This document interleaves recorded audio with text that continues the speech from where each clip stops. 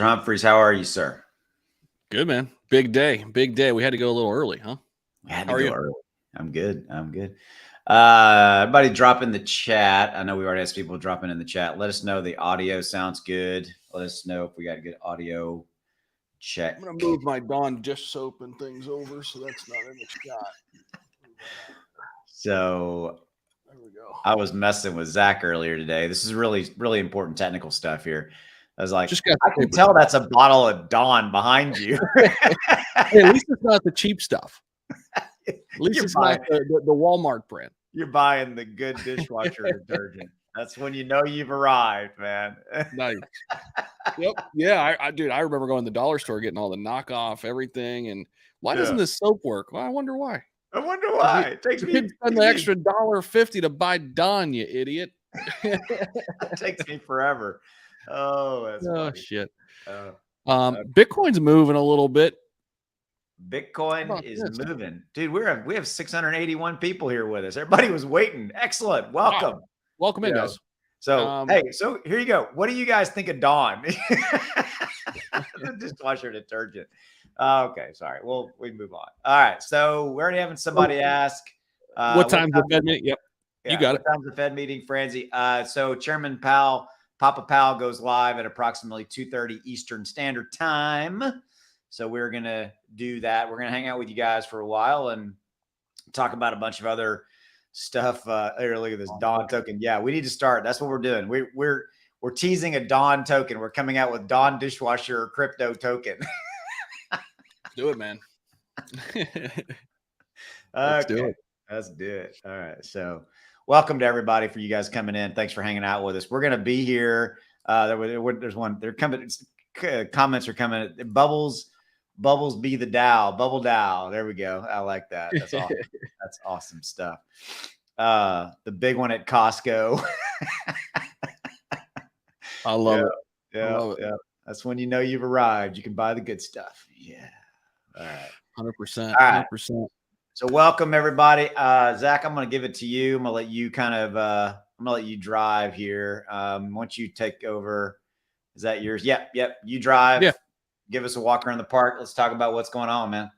Yeah. So we were kind of talking about this. I was the last couple of days. So we've been kind of touching up at that 28.2. Austin, I know you've seen it. We've been talking about it. Yeah. Touch up at that 28.2, 28.3 level, and we start to retrace. There's a reason why, because we've got a big resistance line there. I'd made a video this morning talking about Bitcoin, and if we can get to 28.7 and sustain it, which look where our local high is today, 28.678 is the high. Yep. Okay, right here. 28.7. Michael Van de Pope, our favorite analyst out there, he's great at what he does. He said 28.7 is the key number. If we can get above that and sustain it, guys, we could be eyeing 35,000. And Austin, I want your opinion here, because I think a lot of this right now, the demand for Bitcoin is being driven by institutions. If we can get this coupled with retail money coming in as well, look out, because things can get really interesting. Now, Bitcoin dominance has been reigning right now. I mean, just destroying the rest of the market. Altcoins have not caught up yet. Now, yesterday, we had a little bit of a rally for XRP. I know you talked about that on your channel. Went up about 22%. 27%. A little bit of a rally. And 27%. And a little rally for Cardano, too. So that was good to see. But other than that, it's been Bitcoin, man. I mean, they're just why do you think that is?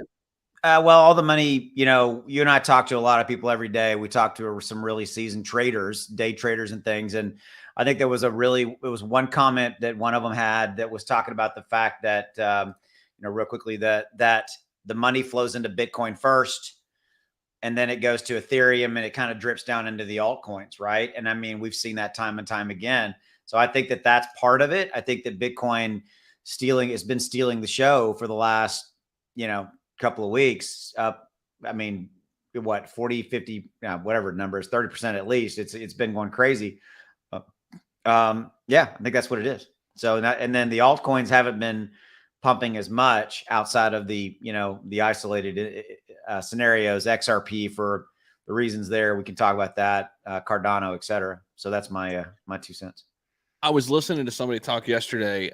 Year to date, roughly speaking here, Bitcoin is up 85% this year in 2023. Yeah. So if you go back to January 1st, 16,500 is where we opened up the year. 16,500.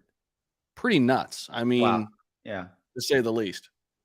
Daniel, is that the Daniel? I wonder if that's is that our Daniel? No, I don't think so. No, Daniel has you that have little Instagram. I got an ad on mine. I don't do anything on Instagram yet or right now, Daniel. And funny, it's ironic. That's why I put this up there. Zach and I are talking about doing some stuff, just each throwing up content on Insta, etc. So no, I don't have anything on Insta right now. So that's not. I think I'm going to create a crypto Instagram channel, and just because I don't want to do it through my personal one, I think I'm just going to create a new one and start posting a bunch of the shorts that I post on Instagram or YouTube on Instagram. I'm hardcore into Instagram. I have 3 pictures on them. That's it. Big Instagram guy. I'm leaning in, man. I'm definitely okay. So still no, yeah. So Rick, still no meeting results. It hadn't started yet, guys. So just to recap for you, Papa Powell goes live at approximately 2:30 Eastern Standard Time. So we've got about 33 minutes until he's going to do the speech. We've got that queued up for you. Whenever we get to that point, we're going to go live. We're going to cut to his meeting and see what we see, and we'll go with that. So nothing to really talk about. So let's talk about the meeting real quick here, Zach. So let's so I'm going to throw you into the proverbial bus first. What do you think we're going to see today? How much is the raise going to be? Do you think the banking crisis, quotes intended, think the banking crisis, is going to do anything? I think the banking crisis has kind of changed things a little bit, because if you remember, before all the banking crisis happened, there was a lot of chatter about a 50 basis point move, right? But now I think Powell's probably going to dial back. And again, this is a guess, guys. We'll see, right? We'll see what happens here. We're just playing, the guessing game here. But I think a 25 basis point move is probably going to be what we see. And then we won't see the FOMC meet again until May. We'll get CPI data, but we won't see them actually have a meeting until the beginning of May. Well, that's a good point, because we have a May meeting and we have a June meeting. We have back-to-back meetings then. So that's interesting. So what you're saying is that you think because of the banking crisis that we've now are firmly and squarely in a 25 basis point scenario is what you think? I think so. I think that makes the most sense. I think for him to completely, not raise it at all, I think would be too much of a pivot. I think Congress would, quite frankly, be pissed off. And I don't think, there's a lot of political games that are still played, right? You got to appease to everybody a little bit. And I think a 25 basis point move would be probably the most practical in that regard. What do you think? I agree. I think that it's interesting and ironic that we have this banking crisis, and that's the word. That's not our word. That's what everybody's calling it now, by the way. So that's what we will call it. Come up, and it's a direct corollary to. I think you have the outliers like Silicon Valley Bank. Their investment, ratios versus retail deposit ratios were very, very unique. But then you had First Republic, more of a traditional bank. What really got my attention, Zach, was the 186 banks that have like investment ratio, deposit ratios, or they are showing signs and indicators of being in trouble. 186 banks. And that was what I'm like, wow, that got my attention. And I've mentioned it in videos and things. So I think with that said, I think that the Fed's in between a rock and a hard place. They've got to reduce inflation. And I think the 7 rate hikes we had in 22 and all that kind of cycle that's been rolling is now catching up with banks. And I think that they will have to ease off of it. What it means is that we still have the goal of 2%. That's 2%, 2% inflation. What it means to me is that it's going to take longer. They're going to have to ease the rate hikes and have to not be as aggressive. And it just means we're going to be doing this for a longer period of time. That's what. Yeah, they're not going to be able to just quickly pull the Band-Aid off anymore because. Yeah. I mean, because I think again, and Jonathan's here. What's up, Jonathan? Welcome, man. And I think we'll get your opinion on this in a minute, but welcome. Thank you. I think, I think that's what it comes down to, guys. I think it comes down to, interest rate hikes, by the way, we had somebody drop in the comments earlier, these interest rate hikes don't matter. Yes, they unequivocally do. It's why we're here to talk about it. It's why we're here. And I want to set the stage, Jonathan, and I'll throw it to you. It's inflation as the backdrop for 2022. The reason we went from crypto being $3 trillion market capitalization to 700 billion, I think one of our lowest points, it was inflation and the 7 interest rate hikes that did that. And yes, there was the Russia-Ukraine war and some other macro factors, but these interest rate hikes, they do matter to the entire financial sector, stock, crypto, everything. Jonathan, welcome, One-Legged Bandit. What's your 2 cents on what we're talking? Well, thank you very much for having me, fellas. My 2 cents is people and business is getting a little bit squirrely out here. You know, they really are. People are really starting to ask themselves, do I want to leave my money in my bank? I mean, it's literally a discussion at the dinner table. Okay, it really is. So people are getting a little bit squirrely there, and businesses really don't know what to think because they have way more than any $250,000 in the bank, and they're wondering what they should do. So definitely what happens today has a big effect on everyone, not only just crypto, but everybody's starting to feel it. Yep. Well, and it's already out. So there it is. They jumped the gun on us. Fed raises rates 25 basis points to highest since 2007 amid banking crisis. Boom. Now we will still wait on Chairman Powell's speech. Let's take a look at this and see kind of if we can get any synopsis here of what we've got here. So they did raise it 0.25. That's in line with what we were talking about. All three of us kind of said the similar scenarios. That brings your rate now to 4.75 to 5%. I wonder what that pushes the prime. Somebody drop in the comments, like if I'm going to go buy a house now, because I already have a house and I was going to get a mortgage. I think prime now with good credit is 7+%. I don't know the rate. If somebody can drop in there, if somebody knows what the 30-year mortgage rate is, or one of you guys want to search it up, that would help. But I'm just kind of curious as to what that rate now is. I know it's north of 6, probably about 7% just to go get a mortgage, which is crazy. Let me see what else he said here.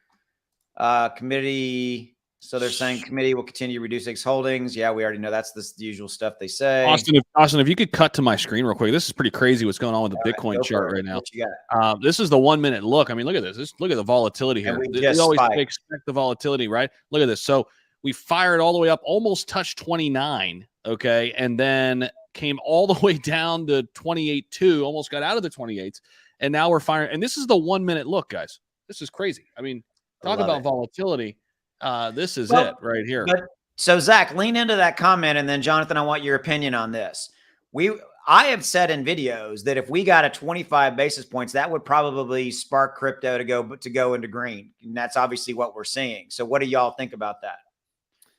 If you're asking me, I think Bitcoin is going to continue to grind higher. These other, cryptos that we're involved in, it might take a little bit of time for them to catch up because everybody really has faith in Bitcoin. Everybody has always believed in Bitcoin, and everybody is starting to move their money to Bitcoin, even out of some of these other tokens that they have. So I believe Bitcoin will push on up.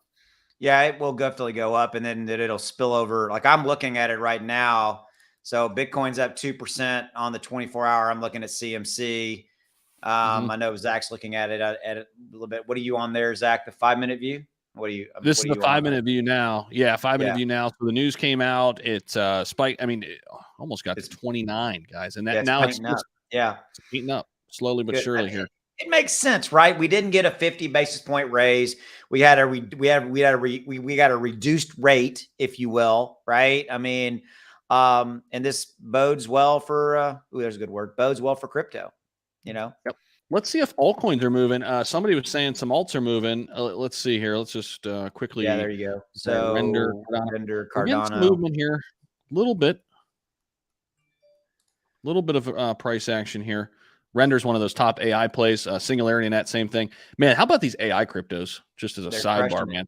Okay, hold on. So Jonathan, thank you very much. So Jonathan got me an answer for my mortgage scenario, 7.75% interest if you have good credit to go get. That's probably a 30-year note. I'm assuming that's a 30-year because the 15 will be a little bit lower rate. 7.75. Thank you, Jonathan, for that's prime. That's crazy. Or that's the good rate. Wow. That's rough. Yeah, definitely. Just real quick, there's a ton of people hanging out with us. Thank you guys so much. And make sure you guys smash that like button for us, depending on where you're watching. We're on the ClearCryptos channel right now, and a couple other channels, Austin's channel, myself as well. So appreciate everybody hanging on here. And stay with us because we're going to have live coverage of Jay Powell here talking at 2:30. And the market will be moving as he talks, right? Because even with this 25 basis point move, it's out there. There's going to be a lot of people kind of clinging on to what he says and how the market responds to that. We'll be tracking that down too. So, yep. Sorry, I'm texting somebody. Multitasking over here. No, that's what it's all about, man. This is good stuff, though. This is good price action here on Bitcoin. Yeah, it looks good. I mean, so is that a candle? Are you still on the 5-minute view there, Zach? I switched back to the 1 minute here. Okay. Interesting. Yep, switch back to the 1 minute. We'll go full screen with it. Actually, then you can't see that number on the side, huh? Yeah. Let's see. There we go. Oh, there you go. Yeah, I mean, looks good, man. I mean, let's see Ethereum on my end. Yeah, so Bitcoin's tracking to 2.5%, and then Ethereum's 0.75. Cardano's up 2. But the overall crypto market has gone from being down to being up 0.82, almost 1 point up, So, excuse me. Excuse me. It's definitely a tough time right now for the U.S. dollar. It really is. I hope they get it under control quickly, and that way everybody can come in and enjoy crypto, because the more pressure they put on us, the less people that we're going to be able to bring into crypto. It's going to slow us down, and we're trying to grow right now. Jonathan, that's an interesting point. Go ahead. Go ahead. No, go, Jack. Go, Zach. Go. I was just going to say it's an interesting point because when the DXY, the dollar's going down, Bitcoin's going up, but you also want the dollar to remain strong. I mean, I guess if you're a U.S. citizen, even more so. But it's kind of that interesting dynamic, right? Because as strength for the dollar goes down, Bitcoin rises, and that's why we've seen such a huge pop here in the last couple of weeks. Right, and you run out of the regular retail investors because they're out of money. You know what I mean? They're clamped. The big guys are, of course, making a lot of money, but when it gets like this, the smaller guys don't have as much to put in and get involved.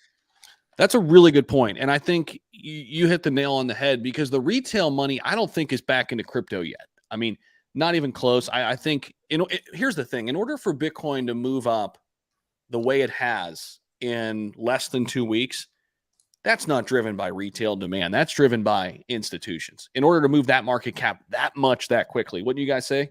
I'll be right back. I got to go take care of something. You guys chat. Be right back. Yeah. Wouldn't you agree, Jonathan? I mean, yeah. Absolutely. First of all, thank you very much for that $50 super chat. We appreciate you. I didn't get to read it as it popped through, but we love you, and thank you very much for that. Now, but yeah, it really is. It's a problem, especially as we're trying to educate people and let them learn about crypto. I like it when everybody can get in, but I'm just telling you, I feel the tightness when I'm talking to people and setting everybody up. Now they're running out of pennies to put in. They're running out of dollars, and never give financial advice, but this is actually a beautiful time to be involved with crypto, because we are getting discounts on all of our tokens, 100%. And I would say this too: if you can't, buy the dip and still, add to your bags and whatnot. I mean, holding is not a terrible thing, especially if you own some of these top cryptos like your Bitcoin and Ethereum. I choose to kind of dollar cost average into the big dogs, into these two, slowly but surely. And I've been doing that since April of 2022. So maybe that's another strategy, right? As you get a paycheck coming in, put a little bit in there, put a little bit aside, and instead of buying that new pair of shoes, buy a little bit of Bitcoin. Absolutely. I'm going to buy the shoes. No. Austin's going to buy a new watch, man. He tried to get me to buy a really expensive watch one time in Vegas. I said, "You're outside your mind." I got my $200 watch. That's the most I want to spend. I don't think it was that much, maybe $100. I consider it my personal mission in life to help Zach spend his money on stuff he doesn't need.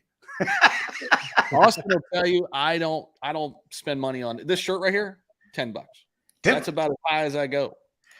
So, Jonathan, did you hear this? Let's see here. Did you hear when we were earlier? You noticed how my boy's got his background grayed out, and this morning I was giving him crap because you could see the bottle of Dawn behind him, the dishwashing detergent.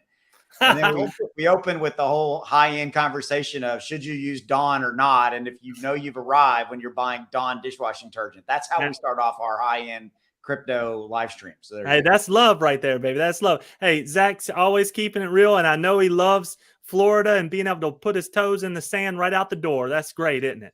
Yes, sir. He's living his best life down there. So, and your house is looking good, man. I see your live streams, Austin. You got that beautiful pool put in. Life is good, huh? Yeah, we moved here a long time ago, man. I bought in this neighborhood when it was, it was lower prices, and they've all gone up, so it's good. Oh yeah. We got so here we go. What is this, Ghost? I'll sell my Hublot. Hey, Ghost, that's actually what I was trying to get him to buy was a Hublot. It was. Yeah. He was like, "What? I'm not paying that much money for a watch." I'm like, "Yeah, So, all right. So, what else we got going on? Let's see here. Add to stream. Let's see. So, I haven't refreshed this, so let's see if it's up even more. Yeah, it's up now to basically 1%. We're rolling up. Bitcoin's pulled back a little bit. The overall market's up 1 point, but Bitcoin's pulled back a little bit. Zach, what do you got as far as? We definitely want to talk about a few other ones, but what's Bitcoin looking like on your 5-minute or 1-minute chart there? It's kind of just bouncing anywhere from 28.4 right now to about 28.8. It's trying to find its range. We could zoom out a little bit, go to the 5-minute. You can kind of see what's been happening here. So got all the way up to 28.8, almost 28.9 actually, and then we kind of are surfacing back down to about 28.4, which is still good. But here's why. So we've got the announcement. We got our 25 basis. Now what are we waiting on? What does Papa Powell have to say? Add some context around this, right? Now, how's that going to impact everything? Yep. Yes. And Zach, would you roll out to the daily so I can talk a little bit about something that I've noticed here with 100%. Bitcoin? I think that we need to retest 24.5 or somewhere between 24.5 and 26,000 before we try to push through 30. Because if we just kind of creep like this on 30, I don't think we're going to be able to bust through 30,000 on Bitcoin without getting right there in that little break right there. So 25,000 would be a good spot to retest, I think. I like that. Yeah, we had a little consolidation right at that level, Jonathan, for about 3 days. We haven't really had that since. It's just been slowly ticking up. So maybe some sideways action here, would probably be good. Yeah, I want to have a full steam ahead to break through 30. If it goes through 30, y'all, we liable to just shoot up to 40, 50,000 real quick, Well, speaking of that, so this article I covered this morning, Bitcoin price set for 35K after U.S. Fed rate hike decision. This coming from Bloomberg. So there are a couple of different opinions in here. Kathy Wood, of course, huge Bitcoin bull. She reaffirmed how bullish she is on Bitcoin and the closure of the banks by U.S. regulators and the emergency takeover of Credit Suisse have even destabilized the global banking industry, bringing more money into crypto. But this particular analyst, Tony Sycamore, said the Bitcoin chart shows a nice reverse head and shoulders. That's a bullish pattern. Bitcoin TA indicates a price rally toward 35K. And then crypto analyst Michael Van de Pope, who I really respect and look at a lot of his opinions, predicts Bitcoin's price at 28.7 amid some positive sentiment in the market. I'd like to consolidate right in here at that 28.7 level. However, he expects Bitcoin price to rise then after FOMC and consolidate after the key event. So we'll see. Wow. Hey guys, everybody, please hit that subscribe button and definitely drop a like. Tell the algorithm that we're here. For those of you guys watching on the ClearCryptos channel, watching on Zach's channel, watching on my channel, please. Let the algorithm know that we are here. Zach, can you? No, you. I'll do it. We need to pull up. What do you need?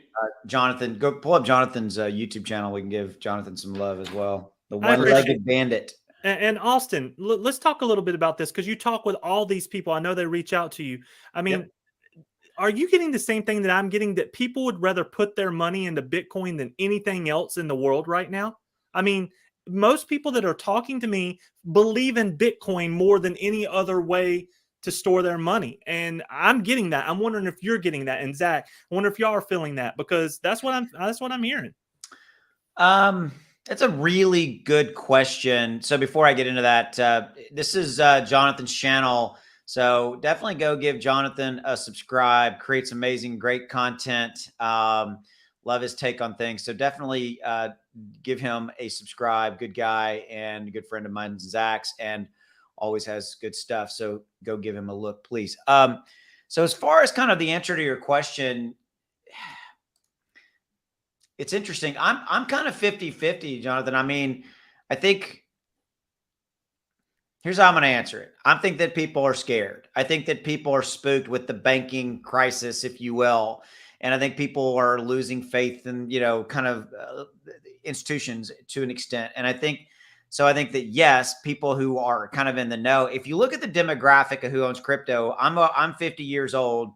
Zach, you gave me this stat. I think less than 5% of people that are 50 years old, I think, or kind of in my area are into crypto. Whereas if you're 30 years and below old, it's like, what was it, Zach? 40+%, something like that. Something like that. I mean, millennials are the biggest group. Yeah.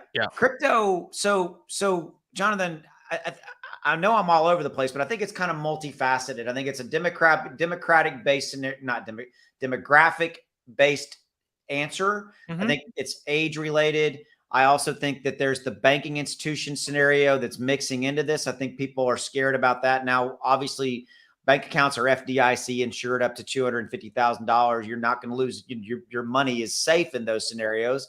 But I do think that money is flowing back into crypto. I do think that. And I think that, yes, money flows into BTC before it goes in, and then it goes to Ethereum, and then it goes to the other altcoins and so forth and so on.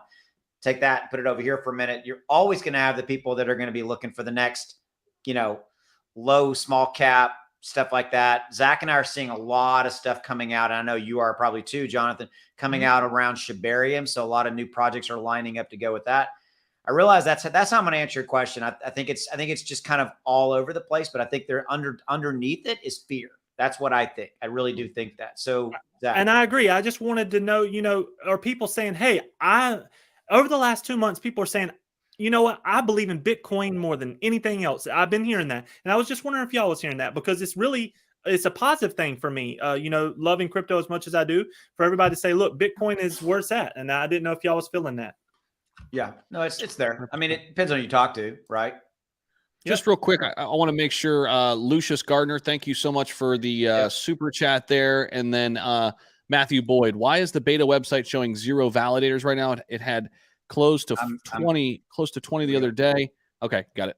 Did all those people unstake? No, Matthew, I wouldn't say they unstaked. I would say that you could be seeing a different version of the site. There's any variation on that. I mean, as they're going through this process.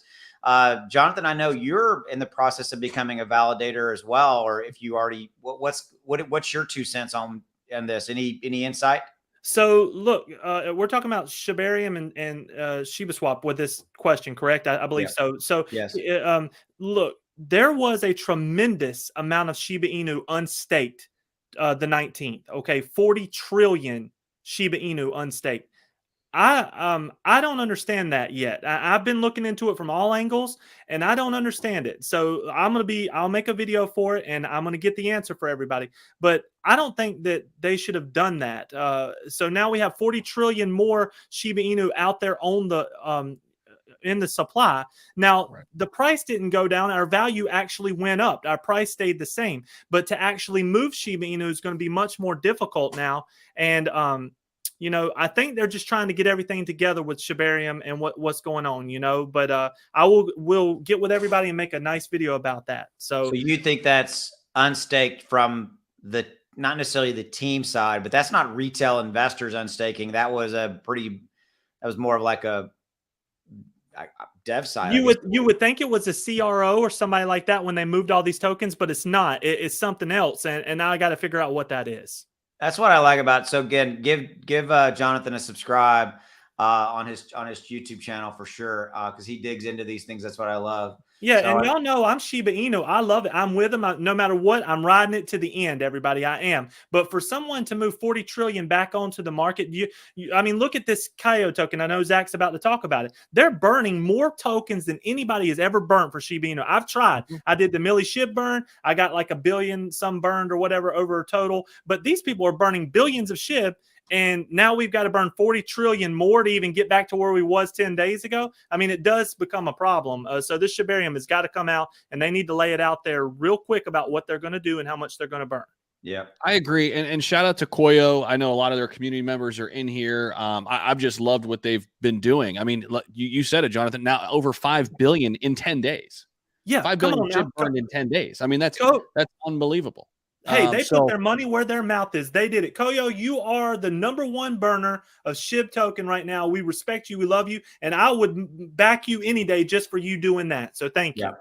100%. And I think here's the great thing about Shibarium, though, because I think this is a blueprint now. And so many other projects can build in these burn mechanisms in the contract when they're building out some DApp or whatever they want to do on Shibarium.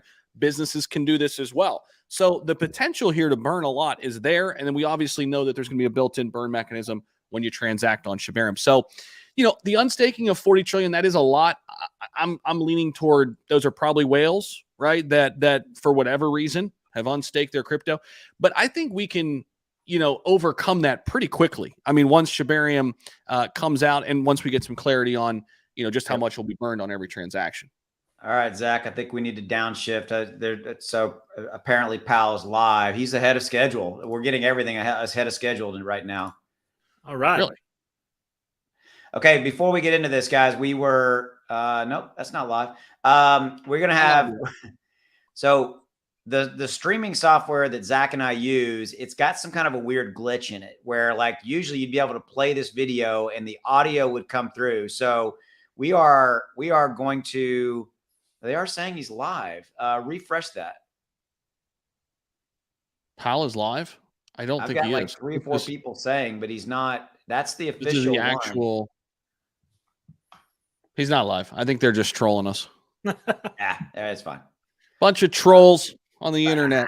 There's probably thinking they is, but so yeah. So what we're going to be doing is we're going to be using some really, really high tech stuff here. Okay, we're going to pull up the video, and then Zach is going to play the audio on his iPhone. Yes, that is what we're going to do, and we're going to try to sync it up and do all this kind of stuff. All right, so we got that going on. So we still got about 7 minutes. So Zach, you're still driving. Let's go through a couple of Shibarium. Other ones, Shibarium kind of projects that are out there that we want to talk about real quick, Zach. So I know, and they're on the right-hand side there. So I want to let you start off with the best named one of the lot. Let's jump into that. You know what I'm talking about. So Boner, have you seen this one? I shared this one with one leg too. And so Boner, I mean, it's about to explode. So many jokes. I know. And I think here's what I'm going to say. I think when I heard it, I'm like, okay, really? Is that the name? Now, here's what they're doing. They are, they're doing some cool stuff. We're going to get into in a minute, but here's the thing. Marketing 101, Jonathan, Zach, people are going to remember the name of this project. Yes, they will. And it will stand out and it will, and they're doing some cool stuff, but there you go. So Zach, back to you. Yeah. The big thing, you're earning passive rewards in Bone if you have some Boner. And we got NFAI, which they're also building on Shibarium. This one's been out for a little bit, and it's really looked pretty strong. It's been out since mid-January, and this is going to be, from what I heard, one of those official Shibarium tokens. So some of these are going to go like the official route. Some of them aren't going to fill out the intake form and go through the team, what have you. And we should get a list of all those, I'm assuming. Once all of this gets squared away, we'll know which ones have went through, which category. There's another one for you. And these are just, I'll just list a bunch of them here. Shib Elon, which has been around for a long time. They posted on their Twitter page that they went through the official channels and through the intake form. Let's see. Paw Swap was one that just skyrocketed. Jonathan, I know you've talked about this one. It's kind of consolidating right now, but still, this was probably the biggest one by market cap here so far, sitting at a $40 million market cap right now. Got almost to, looks like it got to $100 million market cap, which is insane, pretty fast. And then Sharby down here as well is another one. And there are more, guys. There's going to be a ton of these, just tons. But Sharby's on a little bit of a pullback, but since launch, it looks pretty strong too. So a lot of these projects, more to come too. I mean, but we're looking at this as, at least I'm looking at this as one big opportunity, and we're going to see which projects really rise to the top once Shibarium is launched, right? Absolutely. You know, I'm excited about a bunch of them. When I look at all these projects, I look at what they're going to be tied into. In Shibarium, all these transactions are going to burn our main token, which is SHIB. You know, and I'm looking forward to that. 100%. And I got to give a shout out to my guy, JD. Okay. JD's updates. They're going to be launching. This is going to be another official project on Shibarium. The idea has been out there for a long, long time. There we go. He's the Paw Zone founder. I've had him on the channel a few different times. And Paw Zone official developer, JD updates, talking about it right here. They're getting really close to a launch, guys. And definitely encourage you guys to check it out. I'll probably have JD on the channel not too long from now. And, so that's another one to look into. Cool. And everybody that's watching this, I just want to say this. I created a thing to tie into Shibarium called shiphealth.io, and I'm going to be bringing you can actually do home health testing in the privacy of your own home and send it back and get checked out. This is going to burn SHIB, and plenty of more partners are coming online. I just wanted to get the site up and get it out there where everybody can see it. But my main goal is to burn SHIB, so everybody's involved, and we're going to do this thing. Love it. Love it. Jinx. So, what do you think about all these tokens, though, Zach? And all these things that are building on Shibarium, they all have to have their own specialized little niche to work. I mean, I feel that some of them kind of got a good outlook here, and some of them don't. But like you said, Boner. If you're going to get rewards in Bone for buying into Boner, I like that. Yeah, and I think here's the thing. I think so far there's a lot of great ideas, but we're not going to really know and see how they perform until Shibarium is out, right? But we know, based on what Shitoshi has said, Shibarium's open to everybody, anybody and everybody, and that's good, because I think when you're talking about business and especially in this Web3 space and decentralized, in the decentralized space, you want to open it up. They're not all going to work, right? But you want it to be wide open, because the ones that do work are going to work in a big way, and they're going to bring this entire ecosystem up. So I say the more the merrier right now. From an investment standpoint, there's a ton of opportunities. What I'm trying to do personally is get a little piece of a lot of them. I'm not going all in on necessarily any one of them just yet, because we haven't seen the product out, because Shibarium's not out. But I've always said this. I want to diversify out, because let's just say, instead of going all in on one, I have a little piece of 12, and 2 of those 12 pop off and become 100 million or 200 million or $1 billion market cap. Well, that's going to outweigh my 9 or 10 other losers over here, right? So that's always been my philosophy. What do you like? Which one do you like, Austin, out of what you've seen so far? Well, Zach and I agree with what he just said. I'm putting money into, if it's a Shibarium based project and I like what they're doing, I'm absolutely putting some money into it, and because I'm spreading it around. Now, this is a very small part of a diversified portfolio, right? I mean, this is kind of like the fun side of it, and this to me, Jonathan, is, I wouldn't say it's a once in a lifetime scenario, but the fact that we're seeing all this new stuff, now hitting so rapidly with Shibarium, I think it's an amazing opportunity. Hey, I threw a chunk on Paul. I don't talk about exactly what it is. I did put it out. I shouldn't have, but I threw a chunk on Paul swap, and I don't know anything about him, brother. I'm being completely honest. Yeah. I did really well with some trades, and you know what? I did kind of what you did, but I just went with that one as my opener. So we'll see how all this plays out and what happens. But I want to be involved, like you said. So I'm taking risk with some up money and in my what I call my flipping bag, and that's where we are. Yeah, man. I will say, I will say the two out like right now that are actually doing, something right now for the ecosystem, and other ones I think are, going to be building for the future once Shibarium comes out. Boner, it's already, you're earning passive rewards in Bone. I like that. And then you got Koi. Koi's already burning SHIB. We know that. I mean, that's been covered and well documented, all across the news wires that we've been covering. So, those two in particular stand out a little bit because they're already actively really helping out the ecosystem right now. Yes, so Jonathan, question for you. When do you think, and I know we're speculating here, when do you think we'll see a mainnet launch for Shibarium? To be honest Here we with go. you, fellas, he's coming out here, but I'll hit that up after the go here. All right, Zach, try to get your audio synced.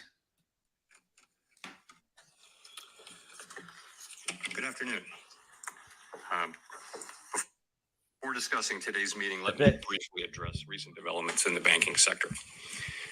In the past 2 weeks, serious difficulties at a small number of banks have emerged. History has shown that isolated banking problems, if left unaddressed, can undermine confidence in healthy banks and threaten the ability of the banking system as a whole to play its vital role in supporting the savings and credit needs of households and businesses. That is why, in response to these events, the Federal Reserve, working with the Treasury Department and the FDIC, took decisive actions to protect the U.S. economy and to strengthen public confidence in our banking system. Yep. These actions demonstrate that all depositors' savings and the banking system are safe. With the support of the Treasury, the Federal Reserve Board created the Bank Term Funding Program to ensure that banks that hold safe and liquid assets can, if needed, borrow reserves against those assets at par. This program, along with our long-standing discount window, is effectively meeting the unusual funding needs that some banks have faced and makes clear that ample liquidity in the system is available. Our banking system is sound and resilient with strong capital and liquidity. We will continue to closely monitor conditions in the banking system and are prepared to use all of our tools as needed to keep it safe and sound. In addition, we are committed to learning the lessons from this episode and to work to prevent events like this from happening again. Turning to the broader economy and monetary policy, inflation remains too high and the labor market continues to be very tight. My colleagues and I understand the hardship that high inflation is causing, and we remain strongly committed to bringing inflation back down to our 2% goal. Price stability is the responsibility of the Federal Reserve. Without price stability, the economy does not work for anyone. In particular, without price stability, we will not achieve a sustained period of strong labor market conditions that benefit all. The U.S. economy slowed significantly last year, with real GDP rising at a below-trend pace of 0.9%. Consumer spending appears to have picked up this quarter, although some of that strength may reflect the effects of swings in the weather across the turn of the year. In contrast, activity in the housing sector remains weak, largely reflecting higher mortgage rates. Higher interest rates and slower output growth also appear to be weighing on business fixed investment. Committee participants generally expect subdued growth to continue. As shown in our summary of economic projections, the median projection for real GDP growth stands at just 0.4% this year and 1.2% next year, well below the median estimate of the longer-run normal growth rate. And nearly all participants see the risks to GDP growth as weighted to the downside. Yet the labor market remains extremely tight. Job gains have picked up in recent months, with employment rising by an average of 351,000 jobs per month over the last 3 months. The unemployment rate remained low in February at 3.6%. The labor force participation rate has edged up in recent months, and wage growth has shown some signs of easing. However, with job vacancies still very high, labor demand substantially exceeds the supply of available workers. FOMC participants expect supply and demand conditions in the labor market to come into better balance over time, easing upward pressures on wages and prices. The median unemployment rate projection in the SEP rises to 4.5% at the end of this year and 4.6% at the end of next year. Inflation remains well above our longer-run goal of 2%. Over the 12 months ending in January, total PCE prices rose 5.4%, excluding the volatile food and energy categories. Excluding those, core PCE prices rose 4.7%. In February, the 12-month change in the CPI came in at 6%, and the change in the core CPI was 5.5%. Inflation has moderated somewhat since the middle of last year, but the strength of these recent readings indicates that inflation pressures continue to run high. The median projection in the SEP for total PCE inflation is 3.3% for this year, 2.5% next year, and 2.1% in 2025. The process of getting inflation back down to 2% has a long way to go and is likely to be bumpy. Despite elevated inflation, longer-term inflation expectations appear to remain well anchored, as reflected in a broad range of surveys of households, businesses, and forecasters, as well as measures from financial markets. The Fed's monetary policy actions are guided by our mandate to promote maximum employment and stable prices for the American people. My colleagues and I are acutely aware that high inflation imposes significant hardship as it erodes purchasing power, especially for those least able to meet the higher costs of essentials like food, housing, and transportation. We are highly attentive to the risks that high inflation poses to both sides of our mandate, and we are strongly committed to returning inflation to our 2% objective. At today's meeting, the committee raised the target range for the federal funds rate by a quarter percentage point, bringing the target range to 4.75% to 5%. And we are continuing the process of significantly reducing our securities holdings. Bitcoin is dumped. Since our previous FOMC meeting, economic indicators have generally come in stronger than expected, demonstrating greater momentum in economic activity and inflation. We believe, however, that events in the banking system over the past 2 weeks are likely to result in tighter credit conditions for households and businesses, which would in turn affect economic outcomes. It is too soon to determine the extent of these effects, and therefore too soon to tell how monetary policy should respond. As a result, we no longer state that we anticipate that ongoing rate increases will be appropriate to quell inflation. Instead, we now anticipate that some additional policy firming may be appropriate. We will closely monitor incoming data and carefully assess the actual and expected effects of tighter credit conditions on economic activity, the labor market, and inflation. And our policy decisions will reflect that assessment. In our SEP, each FOMC participant wrote down an appropriate path for the federal funds rate based on what that participant judges to be the most likely scenario going forward. If the economy evolves as projected, the median participant projects that the appropriate level of the federal funds rate will be 5.1% at the end of this year, 4.3% at the end of 2024, and 3.1% at the end of 2025. These are little changed from our December projections, reflecting offsetting factors. These projections are not a committee decision or plan. If the economy does not evolve as projected, the path for policy will adjust as appropriate to foster our maximum employment and price stability goals. Bitcoin's coming back. We will continue to make our decisions meeting by meeting based on the totality of the incoming data and their implications for the outlook for economic activity and inflation. We remain committed to bringing inflation back down to our 2% goal and to keep longer-term inflation expectations well anchored. Reducing inflation is likely to require a period of below-trend growth and some softening in labor market conditions. Restoring price stability is essential to set the stage for achieving maximum employment and stable prices over the longer run. To conclude, we understand that our actions affect communities, families, and businesses across the country. Everything we do is in service to our public mission. We at the Fed will do everything we can to achieve our maximum employment and price stability goals. Thank you. I look forward to your questions.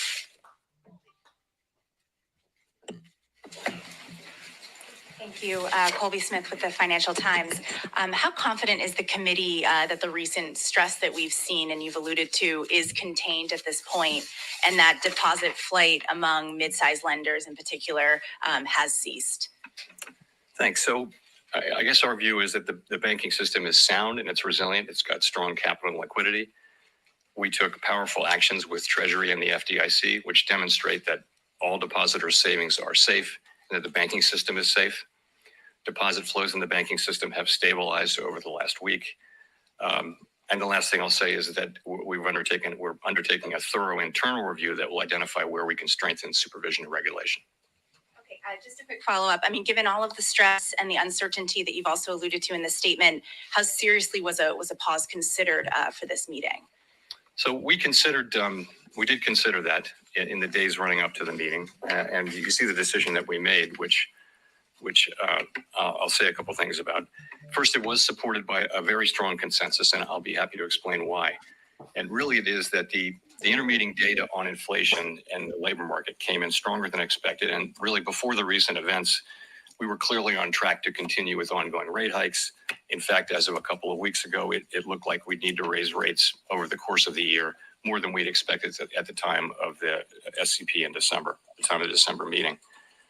We are committed to restoring price stability, and all of the evidence says that the public has confidence that we will do so, that we'll bring inflation down to 2% over time. It is important that we sustain that confidence with our actions as well as our words. So we also assess, as I mentioned, that the events of the last 2 weeks are likely to result in some tightening of credit conditions for households and businesses, and thereby weigh on demand, on the labor market, and on inflation. Such a tightening in financial conditions would work in the same direction as rate tightening. In principle, as a matter of fact, you can think of it as being the equivalent of a rate hike, or perhaps more than that. Of course, it's not possible to make that assessment today with any precision whatsoever. So our decision was to move ahead with a 25 basis point hike and to change our guidance, as I mentioned, from ongoing hikes to some additional hikes, maybe some policy firming may be appropriate. So going forward, as I mentioned, in assessing the need for further hikes, we'll be focused as always on the incoming data and the evolving outlook, and in particular on our assessment of the actual and expected effects of credit tightening.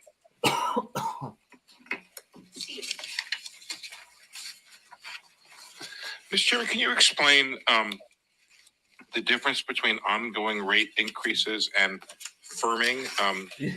Does firming imply a rate increase per se, or can policy firm without you increasing rates? Got him. He slipped up. No, I think it's meant to refer to our policy rate. Really, I would focus on the words may and some, as opposed to ongoing. So we clearly were, what we were doing there was taking on board trying to reflect the uncertainty about what will happen. I mean, it's possible that this will turn out to have very modest effects. These events will turn out to be very, very modest effects on the economy, in which case, and inflation will continue to be strong, in which case, the path will might look different. It's also possible that this potential tightening will contribute significant tightening in credit conditions over time. And in principle, if that means that monetary policy may have less work to do. We simply don't know. So, do you have concerns that the hike you did today could further exacerbate the problem in the banks? No, I mean, with our monetary policy, we're really focused on macroeconomic outcomes. In particular, we're focused on this potential credit tightening and what can that produce in the way of tighter credit conditions. I think when we think about the situation in the banks, we're focused on our financial stability tools, in particular, our lending facilities, the discount window, and also the new facility. Nick?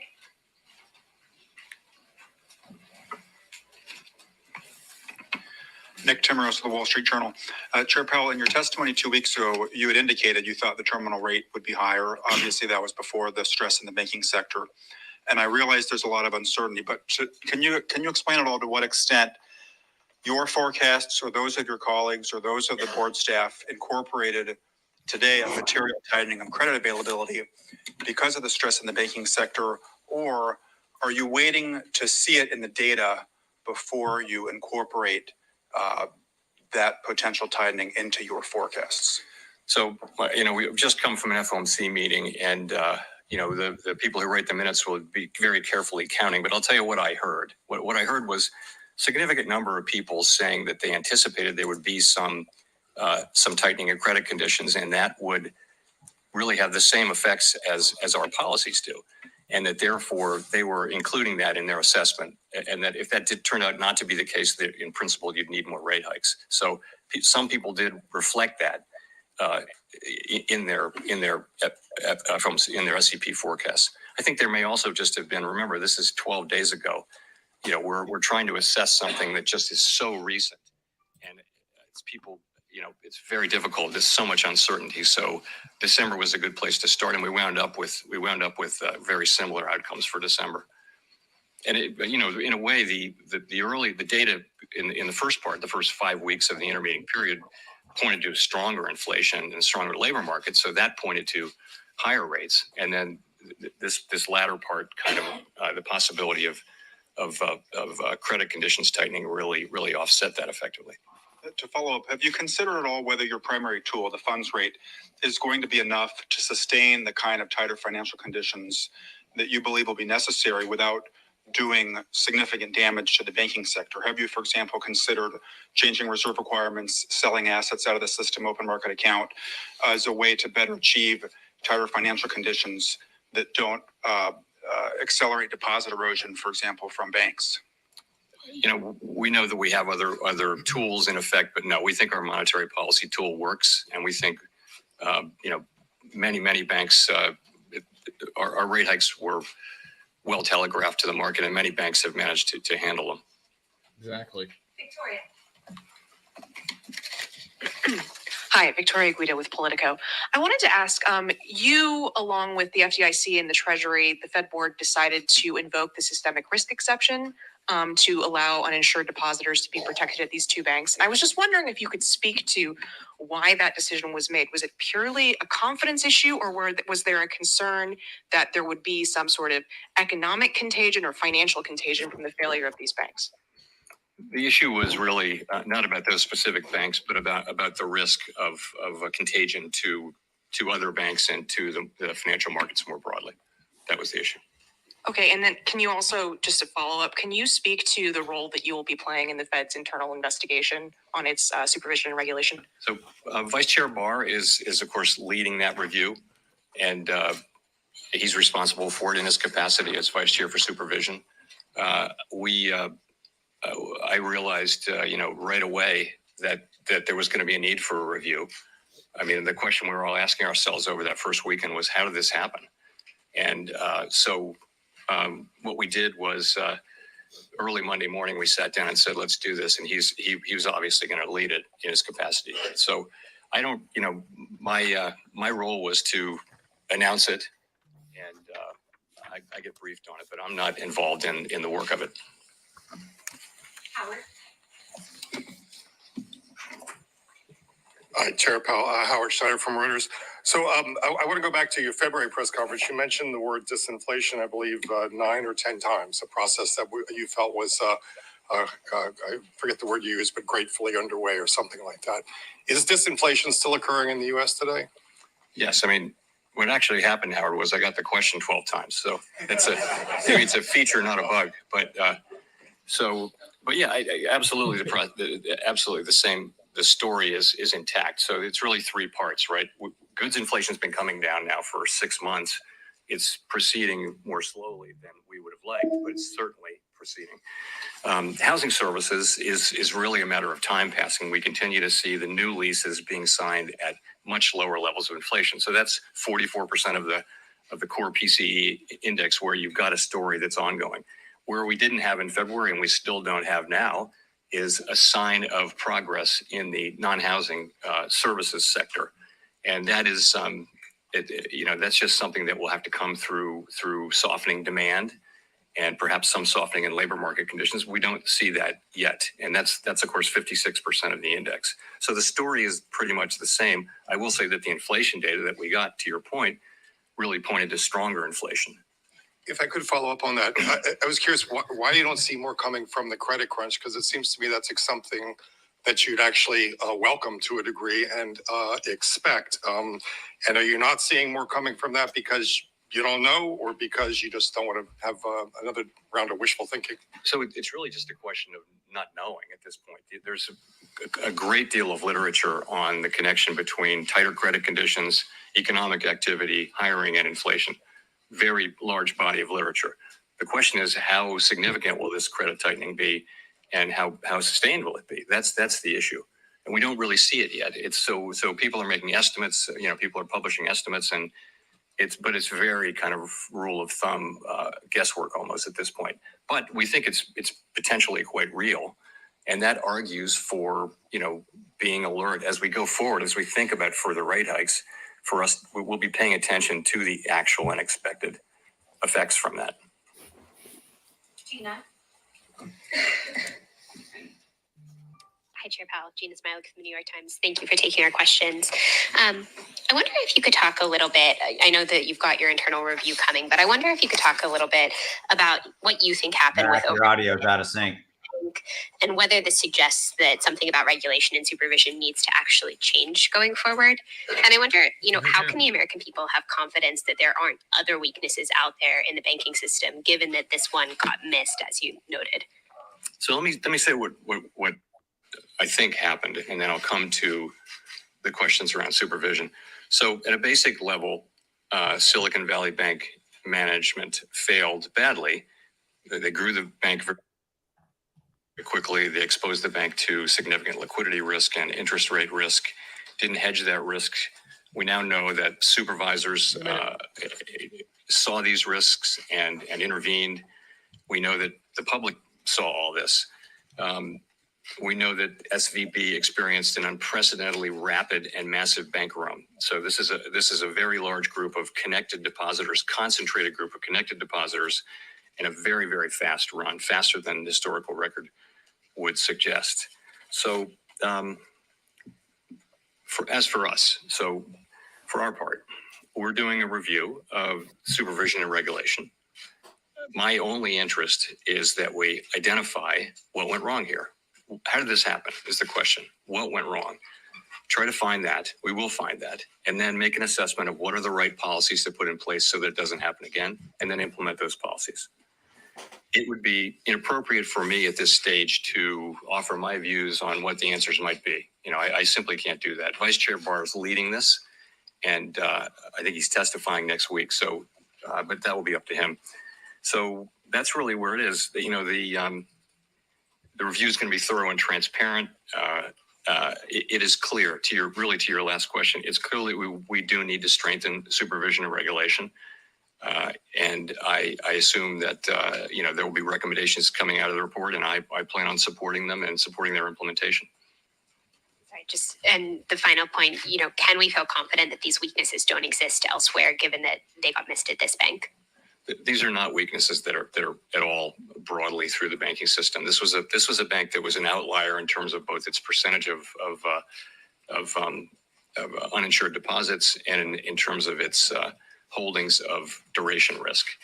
And again, supervisors did get in there, and they were, as you know, obviously, they were on this issue, but nonetheless, this still happened. And so that's really the nature of the of the review, is to discover that.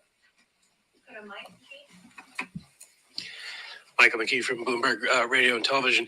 You've been very consistent in saying that the Fed would be raising interest rates and then holding them there for quite some time. Following today's decision, the markets have now priced in one more increase in May, and then every meeting the rest of this year, they're pricing in rate cuts. Are they getting this totally wrong from the Fed, or is there something different about the way you're looking at it, given that you're now thinking that moves might be appropriate as opposed to ongoing? So we published an SEP today, as you will have seen, and it shows that basically participants expect relatively slow growth, a gradual rebalancing of supply and demand in the labor market, with inflation moving down gradually. In that most likely case, if that happens, participants don't see rate cuts this year. They just don't. I would just say, as always, the path of the economy is uncertain, and policy is going to reflect what actually happens rather than what we write down in the SEP. But that's not our baseline expectation. Well, if I could follow up and ask, as you look forward into the rest of the year here, are you saying that what you see and the 5.1% basically consensus is based on it will be sufficiently restrictive, or is it leavened by the idea of you don't know what's going to happen? In other words, what should people think about in terms of how the Fed thinks about how far it is from the terminal? It's going to depend. Remember, we're looking for purposes of our monetary policy tool. We're looking at what's happening among the banks and asking, is there going to be some tightening of credit conditions? And then we're thinking about that as effectively doing the same thing that rate hikes do. So in a way, that substitutes for rate hikes. So the key is we have to have policies got to be tight enough to bring inflation down to 2% over time. It doesn't all have to come from rate hikes. It can come from tighter credit conditions. So that we're looking at, and it's highly uncertain how long the situation will be sustained or how significant any of those effects would be. So we're just going to have to watch. In the meantime, and obviously at the end of the day, we will do enough to bring inflation down to 2%. No one should doubt that. Let's go to Rachel Siegel.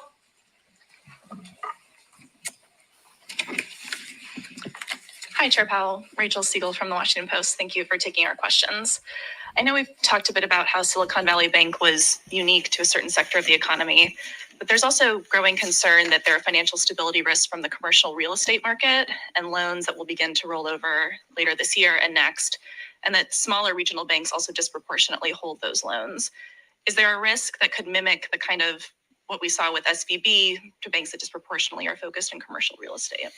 So, we're well aware of the concentrations people have in commercial real estate. I really don't think it's comparable to this. The banking system is strong. It is sound. It is resilient. It's well capitalized, and I really don't see that as at all analogous to this. Another question: would you be open to an independent investigation separate from the Fed's probe? I welcome. It's 100% certainty that there will be independent investigations and outside investigations and all that. So we welcome when a bank fails their investigations, and of course we welcome that. Edward. Thank you, Mr. Chairman. Edward Lawrence from Fox Business. Inflation has been rather sticky. So do you need help from the fiscal side to get inflation down faster? We don't assume that. We don't give advice to the fiscal authorities, and we assume that we take fiscal policy as it comes to our front door, stick it on our model along with a million other things, and we have responsibility for price stability. The Federal Reserve has responsibility for that, and nothing is going to change that. So we will get inflation down to 2% in time.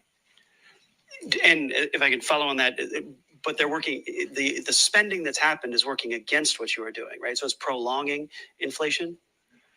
If you have to look at the impulse from spending, because spending was, of course, tremendously high during the pandemic. And then as the pandemic programs rolled off, spending actually came down. So the sort of fiscal impulse is actually not what's driving inflation right now. It was at the beginning, perhaps part of what was driving inflation, but that's not really the story now. Let's go to Neil Irwin. Hi, Chair Powell. Neil Irwin with Axios. Two questions about aspects of the government's response on Silicon Valley Bank 2 weekends ago. First, why is this new bank funding facility done under Emergency 13.3 authority as opposed to expansion of the discount window, changing the terms of the discount window that's been around a long time? And second, can you discuss the Fed's role in the FDIC guarantee of uninsured depositors and why there's $143 billion on your balance sheet last week supporting that deposit guarantee? Sure. So 13.3 seemed like the right. We have a little more flexibility under Section 13.3. We've done quite a lot under the discount window as well. We needed to do a special facility that was designed a certain way, so we did it under 13.3. Really, no magic to that. It's only available in unusual and exigent circumstances, and it has to meet certain requirements. But it seemed to be the right place. So with the FDIC, we're lending to the. In effect, we're lending to the bridge bank. So that's where the funds came from. And it's a loan that's 100% guaranteed by the FDIC. So there's no risk in it for us. Chris Rugaber. Thank you, Chris Rugaber at Associated Press. The SEP suggests one more rate hike, as does the change in the language in the statement, and which suggests that you're perhaps nearing the end of a cycle of rate hikes. Do you feel, though, that if inflation remains high, you'll be able to resume additional hikes as needed, or have you somewhat tied your hands here with these signals about rate hikes coming to an end? Thank you. Absolutely not. No, if we need to raise rates higher, we will. I think for now, though, as I've mentioned, we see the likelihood of credit tightening. We know that can have an effect on the macroeconomy, on demand, on labor market, on inflation, and we're going to be watching to see what that is, and we'll also be watching what's happening with inflation and in the labor market. So we'll be watching all those things, and of course we will eventually get to tight enough policy to bring inflation down to 2%. we'll find ourselves at that place. Hi, Chair Powell. Thanks for taking the question. Kyle Campbell with American Banker. I have a couple questions about the balance sheet. First of all, I'm curious at what point the financial supports that the Fed is extending through the discount window and through its enhanced lending facility might be at odds with the objective of reducing the balance sheet. And I'm also curious what your thoughts are on not just the availability of reserves, but the distribution of them throughout the banking system. And at what point you might be concerned about it being scarce for certain banks. So people think of QE and QT in different ways. So let me be clear about how I'm thinking about these recent developments. So the recent liquidity provision that has increased the size of our balance sheet, but the intent and the effects of it are very different from when we expand our balance sheet through purchases of longer term securities. Large scale purchases of long term securities are really meant to alter the stance of policy by pushing up the price and down the rates, longer term rates, which supports demand through channels we understand fairly well. The balance sheet expansion is really temporary lending to banks to meet those special liquidity demands created by the recent tensions. It's not intended to directly alter the stance of monetary policy. We do believe that it's working. It's having its intended effect of bolstering confidence in the banking system and thereby forestalling what might otherwise have been an abrupt and outsized tightening in financial conditions. So that's working.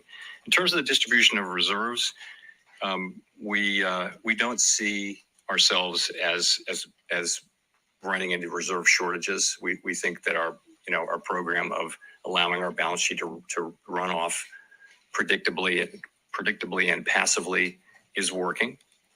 And of course, we're always prepared to change that if that changes, but we don't see any evidence that that's changed. Katarina. Hi, Chair. Katarina Saraiva with Bloomberg News.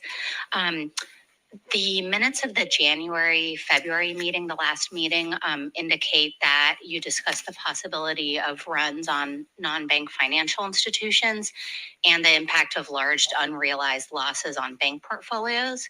Can you talk a little bit more about that discussion, kind of what was talked about in light of that? And then why didn't the Fed, do anything about that at that point to ultimately prevent, what happened this month? I mean, to be honest, I don't recall the specifics of that. It's quite an interesting 7 weeks, but I will tell you though that there have been presentations about interest rate risk. I mean, it's been in all the newspapers. It's not a surprise that there are institutions that have had unhedged long positions in long duration securities that have lost value as longer term rates have gone up due to our rate increases. So that's not a surprise. I think, as you know, as it is now in the public record, the supervisory team was apparently very much engaged with the bank repeatedly and was escalating. But, nonetheless, what happened.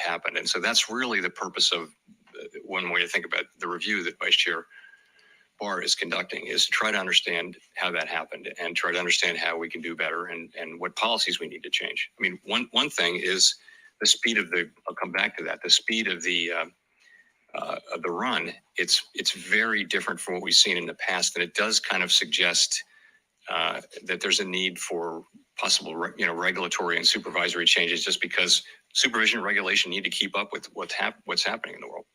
Can you confirm whether or not the board knew about these escalations by the examiners in San Francisco? I will have to come back to you on that. Yeah, I don't know. Simon Urbanovich with The Economist. Thank you very much. Chair Powell, you stated twice today that all depositors' savings in the banking system are safe. Are you saying that de facto deposit insurance covers all savings? Shouldn't Congress have a say in that? And just by way of example, if a bank with less than $1 billion in assets failed, are you promising to bail out all of its depositors? Thanks. Well, I'm not saying anything more than I'm saying. So, but what I'm saying is you've seen that we have the tools to protect depositors when there's a threat of serious harm to the economy or to the financial system, and we're prepared to use those tools. And I think depositors should assume that their deposits are safe. Go to Greg Robb. Thank you, Chair Powell. Greg Robb from MarketWatch. I was wondering if you could give us a little bit more color. You gave just a little bit of color. You said during the first week of the Silicon Valley weekend, you said the question you guys asked was, how did this happen when you saw Silicon Valley Bank? So I was wondering if you could go to the Credit Suisse merger. I mean, wasn't that the big gorilla in the room? Didn't you breathe a sigh of relief when that merger happened? Thanks. Sure. So, that was really the Swiss government. But we, of course, were following it over the course of the weekend, and we were engaged with their authorities in the way that you would expect, all the ways that you would expect. It seems to have been a positive outcome in the sense that the transaction was agreed to, and it has been the markets have accepted it, and it seems to have gone well. And I think there was a concern that it might not go well. So coming into the middle of this week, yes, I would say that has gone well so far. Nicole. Hi, thank you, Chair Powell. Nicole Goodkind with CNN Business. Zach, The summary of economic we're good. projections, FOMC sees the unemployment rate increasing to 4.5% this year. I'm wondering how you anticipate preventing this from snowballing while using the admittedly. So, Jonathan, I'll throw it to you first. Thoughts? Anything on your mind with that? With what Papa Powell's had to say? Here's my thoughts on this. He's basically saying they're about to put the squeeze on you. If you live paycheck to paycheck, if you live off your credit card, I'm letting you know right now it's going to get real tight. And that's what they're going to do. They're going to squeeze people to try to get inflation under control. And to be honest with you, I don't like the way he's talking. I believe he's putting on a little bit of a front. But that's my thoughts. Jack? I mean, I have a couple thoughts, two that I definitely want to say. So I don't necessarily, and Austin, I want your opinion because you've been around the block longer than I have, right? I mean, but I don't necessarily think the banks collapsing is because of Jerome Powell. Like, I feel like there's a narrative out there that, like, from some of these reporters, that the banks are collapsing because the Fed's hand, I think, was forced here. Now, in my opinion, if you go back to 2021, that's when the real issue was created. In my opinion, we had this made up year. Remember, I mean, think about it. 2021, they could have started raising interest rates. They didn't. There was no rate hikes in 2021. Right. We had this fantasy land year where everything was perfect. The markets. Now, what came of that is stocks went up, crypto went up, and what have you. But some small rate hikes here or there would have mitigated some of the shit that we're dealing with now, coming out of a worldwide pandemic. Why weren't they raising a little bit, raising the interest rates a little bit in 2021? Well, that's what I never understood. Well, you have to go back further than that. You can't give away hundreds and hundreds and hundreds and hundreds of trillions of dollars and not pay for it at some point in time. Period. That's another. Yeah, you're right. You're right. It really goes back to that. Yeah. When we were living it and seeing it, I was like, we're going to pay for it. It's going to happen. The money was just flowing. And so now I agree with your 2021. They should have started earlier. You can't have 7 interest rate hikes in 2022, something that's never happened ever, and not feel the pain of it, and not pay for it. And so the issue is that the Fed walk a tightrope. The tightrope is they have to get inflation down. That by the way, that hurts people because they're raising the rate. They want higher unemployment. They don't want job growth. They want that inflation to come down. And by the way, the credit, the amount of credit that people are accumulating is just going through the roof, right? Yeah. And to your point, Jonathan, paycheck to paycheck. I agree 1,000,000%. I think that's the issue is we have rough waters ahead of us. And what I didn't hear him say was how long. By doing a 25 basis point rate cut, he did this today because of the banks. Period. End of story. They wanted to send a message that the banks are fine and all this kind of stuff, and that's the issue. It's just we're just continuing to kick the can down the road. Austin, would you agree that though, like, so some of these banks that went under, is it okay? So if you had to weight the problem, is it more that the interest rates are being hiked, or is it more that they didn't manage their business correctly? Because all the banks aren't going under. Who didn't manage their business correctly? The banks that have went under. Is it more so because of the interest rate hikes, or is it more so because mismanagement? Yes. I would lean on mismanagement, though. I think it's More well, it's a so than- blend. It's a blend. SVB saw, they were an outlier, but First Republic was more of a traditional bank and all this kind of stuff, right? And so it's a blend, man. But you can't. But here's what it comes down to: the interest rate hikes are hurting the banking industry to a point. It is right. They own all these bonds, Zach, and the bonds are set at a certain level. And then what happens is when this interest rate gets higher, they figure out, oh, I'm losing all this money and I'm never going to make it back up. When the word gets out, everybody goes to get their money. And I did not like the way that he looks like he's putting on a front to me. I'm very good with people, and I did not like the way he's doing this. I think he is, like he said, people said in the chat, I think he's reading a script, and I'm a little bit nervous. I am. Yeah. That's fair. I mean, well, so on another note, though, if the bank crisis continues, does that bode well for Bitcoin? It does, but they're going to be pulling their money from somewhere because, still a lot of people are going to pull money out of Bitcoin just to survive. But in the long run, yes. But we talked about this before, I believe, on the last meeting. They need to go on and get this dealt with. They need to raise the hikes. We need to go through. We need to go through some serious pain. The banks that are not going to make it need to not make it, and we need to reset, because if we drag this out for 2 years, nobody's going to be left with anything, or businesses are going to go under. We're going to have some problems. They can't slow roll this. They need to come up with some solutions. Mm-hmm. But that's the issue, Jonathan, that they're not. They continue to stick to an interest rate hike only. Yes, that one person asked, why don't you use some of your other tools? Some of the other, things, and they continue to stick with this, right? And I mean, it's very important that we all get out and vote. We all try to make a change in this world that we live in. We can all make a change. I can tell you that because I've looked at what I've been able to do in my life and what Zach's been able to do in Austin. If you try to do something and change something, you can do it. There's a lot of people out here running this country that have one-track minds. We need to change some things. No doubt. He's still speaking. I mean, do we want to go over and listen to this? Or I'm done. I've heard about it. It's just more of the same, right? He gets asked the same question in different versions, and I'm having to mute because I've got FedEx here, I got yard guys here, the dogs are losing their crap, and so I'm in and out.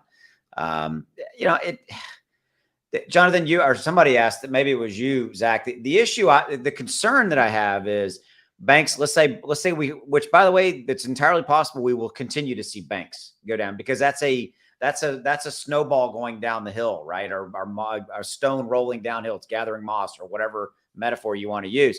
The issue is fear. That's it. If you want to go to one word, in my opinion, it's still fear. Fear has been here and has not gone away for the entirety of 2022 and into 23. And people are scared. And by the way, and when they're he just finished up, by the way.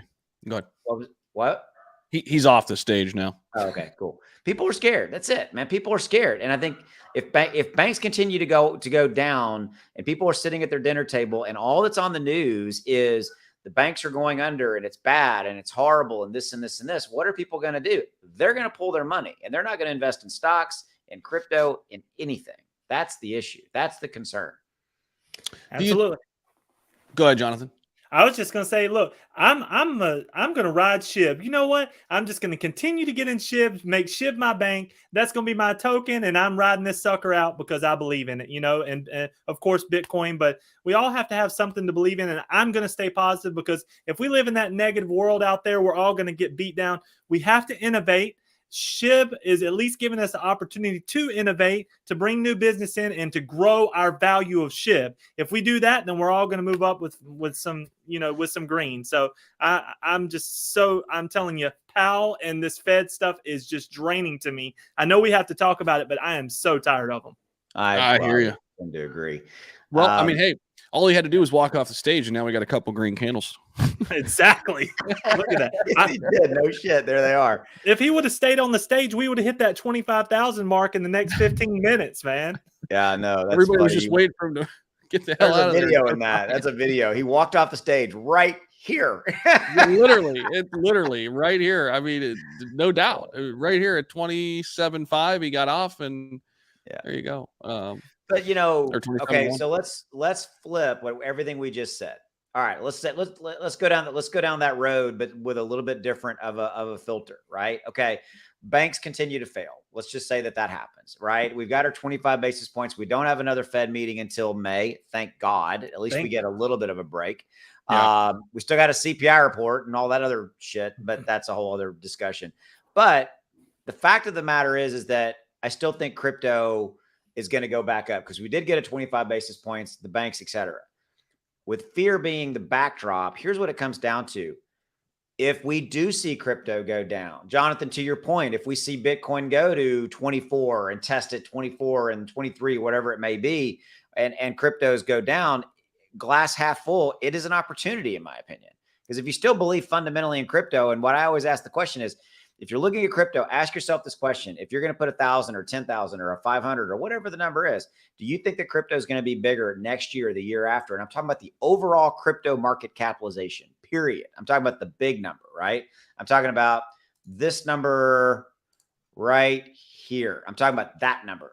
I'm not talking about Bitcoin. I'm not talking about SHIB. I love SHIB, but I'm talking about crypto in general. If you think that crypto is going to get bigger, then it's A-okay. And then you pick your SHIBs, your Bitcoin, your Ethereum, whatever, right? And you have a good diversified. And then that's how I look at it. If you want to be really just very black and white, very just there it is. But find your opportunities to load up on respective, Shiba Inu, Bitbone, some of the other ones we talked about, Bitcoin, Ethereum, load up as we are rolling down, buy in the red. Most people cannot freaking do that. Yeah. Buy in the red. That's it. Absolutely. Everybody just taking this positivity that these guys has brought, they lifted me up, and we are all so early. He's so right by bringing this up. And I love when they do the videos about this. We're still early, 1.18 trillion. I mean, just in the bull run, we almost hit 5 trillion, and that was with 5% of the world. Okay. We're getting ready to go places. You can see this by the businesses that are being built on this. We did a live stream with Shiba Wings. This gentleman has 22 locations in Australia that's popping up, and people from every part of the country that's coming around just for this one thing. Crypto is bringing all these beautiful, exciting new things. Did y'all see that McDonald's partnered with Polygon? Did you see that? We talked about it the other day. I mean, everybody's going to get involved. So that 1.18 trillion number is about to go up. That's for sure. I think you're right. Great points, and everybody out there. I mean, this is it's really hard to think long term, especially like days like this, years like this, right? Even the year we had in 2022. But I agree. I mean, we got to think beyond that and look at the innovation. Look what Polygon's done with Starbucks, McDonald's, DraftKings. Look what Avalanche has done, partnering with Amazon. Look at the major. Look at VeChain and Walmart. I mean, major companies. The one thing that my big message is, we can't go on forever without clarity in terms of how we can integrate this in the United States. A lot of other countries have already found a way to do it. I just hope we come to some conclusion. We've got great people out there like Gillibrand and Lummis who are putting together bills. The problem is you've got other people on the other side of the aisle that won't even look at it, won't even bat an eye. They're not even trying. You know why? Because they benefit from the old system and the old system only.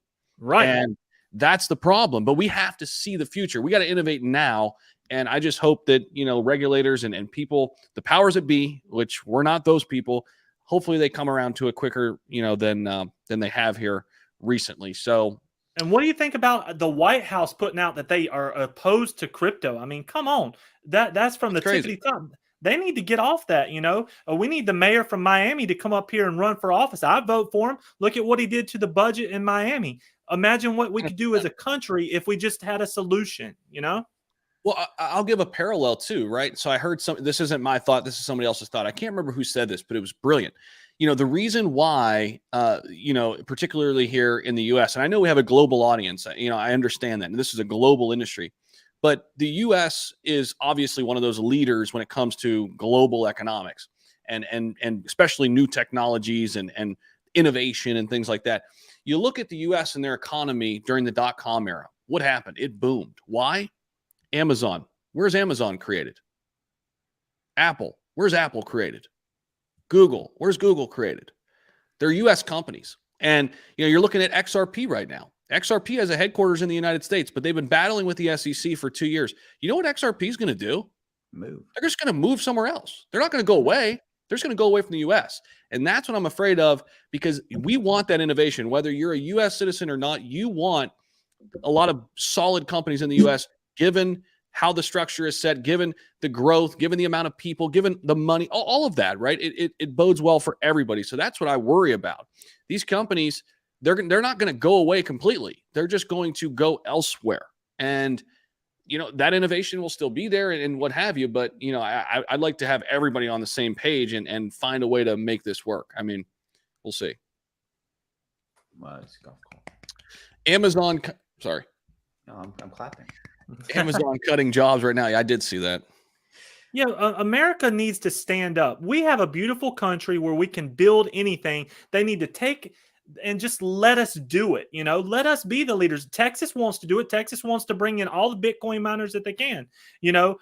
Different countries, different states. North Dakota, who would have ever thought of that? North Dakota wants to be crypto friendly. Let's do this. And enough with all the talk of why we can't. Everybody that's watching this stream, we are all why you can. You can do anything. Let's go and bump all this. I'm serious. We gotta stay on the positive train here.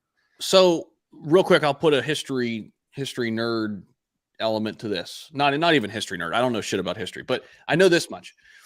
We go through all these eras during time. So we started way back when we were in the agricultural era, right? Where it was all about farming. And then what happened? Then we had the industrial revolution, the industrial era. And that was this whole big thing. Then we went into the digital era, right? And we're still kind of, but now we're transitioning, in my opinion, to this robotics, AI, metaverse era, right? And crypto is a big piece of that. So I think the quicker we can understand that getting ahead of this, like we did with the internet, it's going to benefit everybody. The internet was painful, dude. I was there. I saw it. I was living that shit every day. It was, I was starting a business in the middle of that. I've told this story. It was an automotive parts business and calling companies to get them to buy. Basically, we wanted to sell their product on our websites. 7 of them out of 10 were like, do you have a brick and mortar store? If you don't have a brick and mortar store on Main Street in middle of Main America, we don't want to deal with you. This internet shit, notice the voice, right? The internet thing is going to go away. Bye.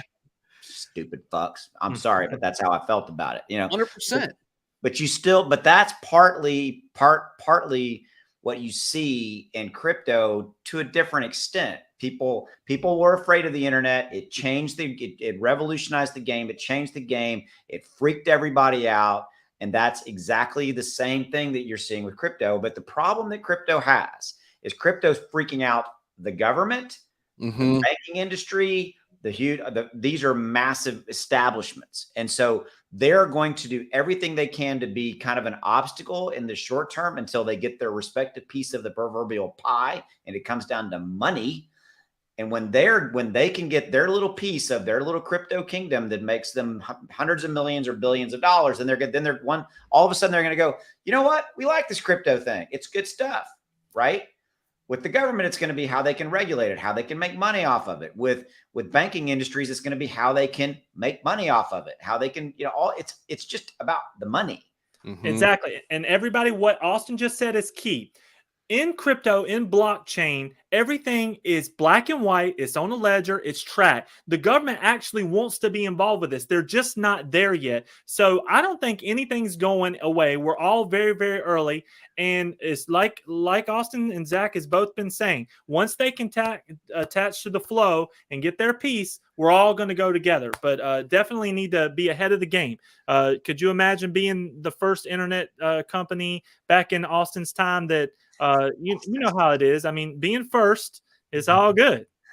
That's funny. First mover advantage, man. Yeah. I had to fight. Well, I had to fight the dinosaurs off when I was driving into work every day. You know, Well, you were bucking the trend back then, and you're doing it again here with crypto. I mean, and people who kind of see that and get out ahead of it. I mean, those are the people that get ahead in life, right? It's the people who lag behind, who refuse to change, who refuse to adapt. Those are the people who lag behind and don't evolve in life, right? And it's the same thing.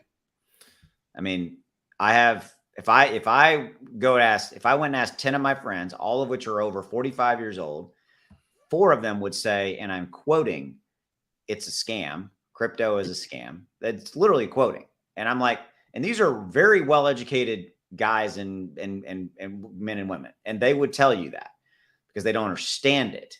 Right. Yep. And they don't get it. And they're like, well, I can't touch it, feel it. Okay. Do you touch and feel the Amazon stock that you own? Do you actually touch it and feel? I mean, yeah, but there's a PE ratio, Austin. I know. Yeah. It's I know, and it's just, I don't know. It pisses me off. People love to criticize what they don't understand. I know. That's it. I know. And y'all wouldn't believe, you 2 people that I'm looking at right now, how many people's lives you've changed for the better.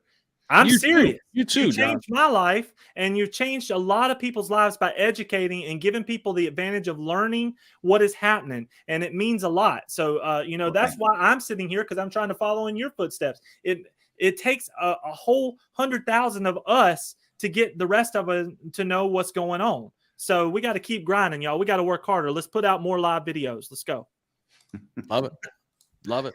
Jonathan always brings the game, doesn't he? He's always like, yeah, it's awesome. Thanks, man. Hey, man, we ain't got but this little bit of time left to live. I mean, for our life is short. I just hit 40. If we're going to get to FU level, we got to go now. I love it, man. I love it. Ooh, look at that. Look at that hour chart. Ooh, damn, that looks that's let's zoom out. Let's zoom out. There you go. That's a little better. Now the market's it's going. It needs to do this, y'all. It needs to come down right above 25,000, and then we can do something. I hope it does it today. I really do. You did call that.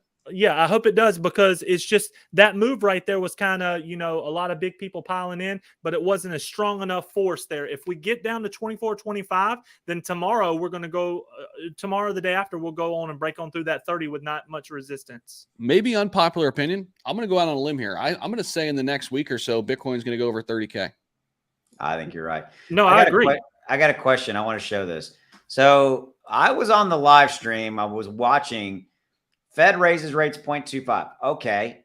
Signals hikes nearing an end. I did not hear that. I did not hear him say that hikes were they were nearing an end of raising the interest rates. Did y'all hear that? At one point, he said that he thought that they would slow it down, but then right after that, he started talking about this is going to be a long process. Yep. So, I think that they're messing up completely. And to be honest with you, they're setting people up for failure here, because they are going to drag this out, and people don't have any idea. To me, this article on the front page of Yahoo Finance is extremely misleading. By the way, it's going to be picked up by all of the major, your local 10 o'clock news or whatever, right? On TV. Hey, they're signaling. No, they're not. Inflation's still 6%. What? Wait a minute. Hold on. I mean, it's like shit. Ted said we didn't watch that part. Yeah, I didn't see that. I was like, I didn't see that shit. Right. I don't know. You asked me, Austin, about Shibarium and what I think is going to happen. Mainnet launch. Yes. Mainnet launch. I honestly think that they're going to be earlier than what is expected, but I still honestly think it's June or July. This is the reason why. There are so many people flooding them that they don't even have time to get to all the people that are trying to get involved with Shibarium at this moment. Mm-hmm. There's a lot of things going to happen, but I think mainnet June or July. That's my guess, and that's what I'm hoping for. And I know, as well as y'all do on all these projects, they have tons of news that they want to put out, but they're scared to put the news out. They've already built so much, but they're holding it in their back pocket for a sunshiny day. And I don't think they should do that. I think they should put the news out, let us grow there, and then put the next news out and keep it rolling. You know what I mean?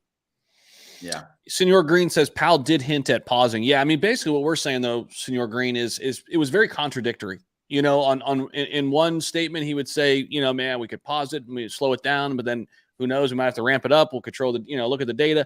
It was very wishy washy. I think is probably what we, you know, kind of conclude. At least that's what I think. It was very. I would tend more to uncertainty. To your point, Austin. It's just more fuel for the fire. It's uncertainty. That's the reason you're seeing crypto down 2 points. You're seeing, you know, stocks are down whatever, about a point, or, you know, let me check what it's at. Yeah, the Dow's down 85, S&P's down 0.24. Yeah, I mean, it's just more of the same, right? I want to watch. What was this? I'm 50. What is this? Hold on. Where's this at? I'm 51 years old and I still play Call of Duty. I'm very young. That's pretty good stuff. Just staked my bones on Shiba Swap. Good stuff. Good stuff. Jonathan's going to dig into some stuff that has staking. So you guys go give Jonathan a look on his YouTube channel. You dropped it in here. Hold on just a minute. Comments. Yeah, you could drop that in. I can't drop it in the actual chat, but I think you can. Yeah, let's see. It's not letting me switch over to the private chat. Private chat's weird. Interesting. What? Oh, there it is. There it is. I found it. Got it. Okay, so yeah, here you go. Drop. Got to give Jonathan some love here. So guys, go give Jonathan a. You know, see that? There we go. Go give Jonathan some love over on YouTube. Go subscribe to his channel. There's his at the one leg bandit. So it's in the comments. So go give him a couple of subscribers. We got to get you to 30,000 plus, man. So, hey, y'all got, look, the night I turned to 20,000, I was on with you, and thank you so much. And now I'm at 24,000. These people are, you know, grinding, coming in there. I'm getting live streams with people to talk about the Shiba Inu community and to grow everything. And I lift y'all up for all that you're doing. Plus ClearCryptos. Thank you, ClearCryptos, for all that you do. I know how hard you work and how you're bringing in business to crypto and to blockchain. It's very important. Everybody stay on the cutting edge. If you need help with federal contracting, reach out to me. If you need to learn about crypto, reach out to me. Austin and Zach, we're all here for you. I know how hard these guys work. They answer everybody's questions. They answered my question. That's how I got here with them, and I'm so thankful for that. Cool. Chevy fans asking, any bullish news on CCX? They're building. I would say there is a lot of good stuff coming. They are very quietly heads down doing their thing right now, and they're building. That's what I would add. If y'all want to add anything to that statement. That's perfect. Yeah, they're not a company that's gonna, you know, hype things up. They're heads down building some big things, and yeah, that's what I would say there too. 100%. And I say that they're no BS, y'all. Look, there's people out here that hype, that pump. You know, ClearCryptos is the real deal about business, making sure that the solutions are met. And that goes back to everything that we're talking about. People bring in solutions. ClearCryptos does bring solutions. I see it with my own eyes. I know what's happening at USFCR. I know how hard that partnership is going and how they're working together to create something beautiful. So I would just tell people to keep your eyes on CCX. That is a beautiful play that just, they keep their mouth shut and they keep grinding. You know what I mean? Yep. And I just want to say this too, you know, life right now is difficult for so many people, but, you know, don't just, you know, think about it that way. I mean, when times are like this, there's big opportunities too, because not a lot of people are looking for opportunities. This is the best time, one of the best times to start a business, start something new, save, find side hustles, right? Like we talk about this, we integrated a little bit, but I mean, these are the times. I mean, I'll tell you, when I was at my lowest point financially, you know, emotionally, spirit, whatever, all of it, right? That's where I learned the most. And that's where I really started sacrificing the most to live a better life. So I think everybody out there, you know, don't look at it as, you know, let me throw it all away and whatever, right? Life sucks. Cause it's easy to do that right now. It is. Yeah. It's easy to throw the towel in, but don't. I mean, this is the time to work harder than you've ever worked and find those opportunities, create those opportunities, you know, and I love this. You know, do it. So all American breakers, do you believe in SHIB? Hell yeah. I cover it every day. I own a ton of it. He wants you to say SHIB to the moon so bad. He's been in the comments like SHIB to the moon. There you go. SHIB's gonna moon. It's Got it. gonna take time, man. I mean, it is what it is, right? But I mean, with Shibarium, the layer 2 and everything they're doing, I think that it's cool. And what I really love is what we're seeing, the ecosystem. They're becoming not their ecosystem, the ecosystem for all the apps, DApps, all the projects that are going to launch on Shibarium, which is going to do what? It's going to add the transaction volume running through Shibarium, which is going to do what? Which is going to help burn more Shiba Inu, which is good stuff. All that kind of stuff. And I saw somebody where I think it was All America said, buy guns. Hey, yeah, buy guns. I like guns too. So there you go. I'm in Texas. You have to own guns. So there you go. While we're talking about SHIB, y'all, look, Marcy's at another live event today. Okay. Good. She's grinding. What is about to happen with the metaverse and all these businesses, y'all? I'm telling you, I hope you can hear the excitement in my voice. It is no joke what they're about to do with marketing, metaverse businesses, all tying in together. It's going to be a bigger marketplace, in my opinion, than Walmart. And that's me talking. Look, that's my speculation. But the SHIB metaverse is going to have more businesses and more things to buy in the SHIB metaverse than Walmart. And it'll be to you the next day. So get ready for that. All right, guys, let's do this. Let's do a 10-minute call. So drop in any, there's no way we can get to all the questions. We still got 1,300 plus people here between all the channels. So 10-minute call. Jonathan, I'm going to start with you. Anything you want to say, kind of final parting thoughts? I'll let you go first, brother. Well, again, thank you for everybody watching. Thank you for all the super chats. Thank you for listening to what we have to say. We honestly are doing this all for you. We love you, and that's a true thing. We really want everybody to grow together. So don't be afraid to ask us any questions that you have. We won't give financial advice, but we will help you through what we've been through to give you some guidance. So I want you to know that. Now, let's talk about a few projects. SHIB. I'm ride or die, baby. We're going to the moon with SHIB. Never going to stop. I cannot believe that BitBoy come out and said what he said about and was trying to dock Shiba Inu. Doesn't matter though what he does. We are all together. We're never breaking apart Shiba Inu to the moon. You have to believe that. Take a look at again ClearCryptos and start learning what it means to be a part of the Shibarium network. Start doing that research and start looking at, just like the Kaio token that Zach's about to talk about. Look at how much they're burning by themselves, and then multiply that by 5 to 10,000, and that's how many businesses is going to be on there in the first 365. So just start letting your mind blow about how much they can burn. I just like to give motivational talks like that so you can start to really see what might happen. If you start to do that, then you won't ever tell anybody that says in this chat that SHIB can go to $1 or $10 that it can't happen. I understand the logical thought with all the tokens that it can't, but you never know with massive burns. So that's my 2 cents for the day. I love y'all. Zach, go ahead. Man, I can't top that. That's why I'm not going yet. I want to distance myself. Thoughts after that. I had a few thoughts and now they just escaped me.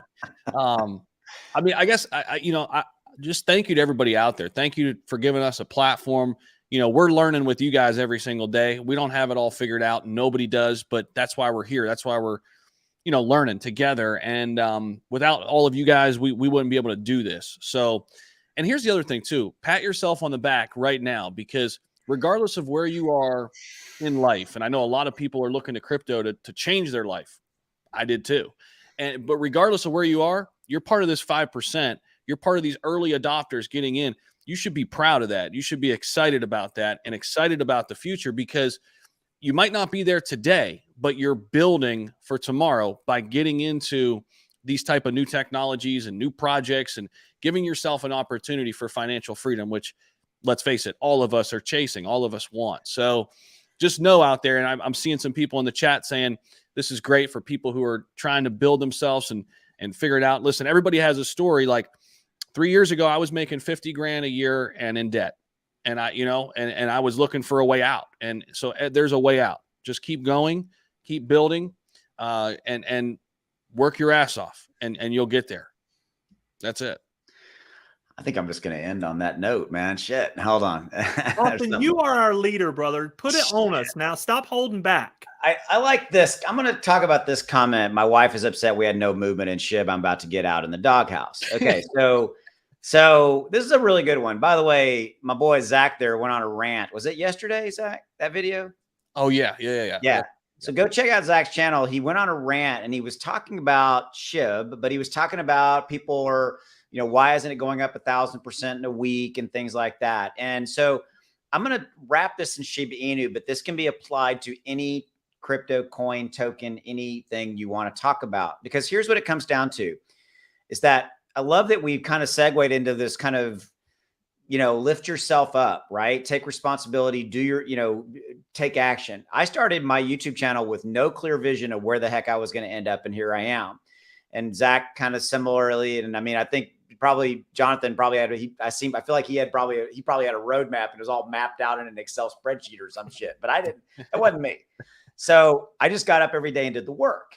And so I still think but that's what it comes down to. And so solo-based music, I'm going to get to your point in a minute. Here's what I would say. If you're looking for any type of a guidance in this scenario, crypto's hard, but it's only hard if you let it be hard. If you approach it not emotionally, you have a plan, you diversify your asset base, and you're not just in crypto, you own some stocks, you own some of that stuff. And by the way, you don't have to be rich to do any of this, right? But you just need to be smart about it. I would say that. As far as solo based, my wife is upset we had no movement in SHIB. That's actually a really good point. But here's the interesting point. If you look at the entirety of what happened to crypto in 2022, and you look at SHIB and how it's basically flatlined. In fact, let me show you a chart because there's a good point to this. So let me show this. $179 super sticker, y'all. Woo! It's not. I don't think it's American dollars, is it? But yeah. But thank you. Hold on. Let me go here. Hold on. Let me show this because this is a good point. Where is SHIB? I moved. Okay. So right here, if you look at SHIB and you look at all time, and you look at the all-time high that happened at the end of the month, that was the 1,000% in October of 2021. Let me hide this and make it good. But there's a point here. And then you look at right here from May of 22 all the way through now. This is effectively flatlined. Why is it flatlined? Well, there's some good and there's some positive scenario in that. And so, but you need to look at that in the context of, okay, it hasn't really done a lot, but the entire crypto market has been in the dumpster because of inflation, war, interest rate hikes, all those things.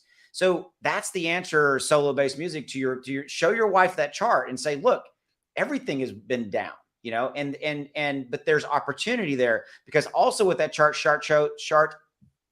Somebody started. I did. There you go. It's not an Austin video if I don't mess up. Somebody's gonna Boca's here. He'll grab that. So the chart shows stability though, right? I mean, it does show stability. It's weathered. Zach, that's why I brought up your video the other day. It's weathered an excruciating amount of pressure in a horrific market. Yep. It proved itself in a bear market, right?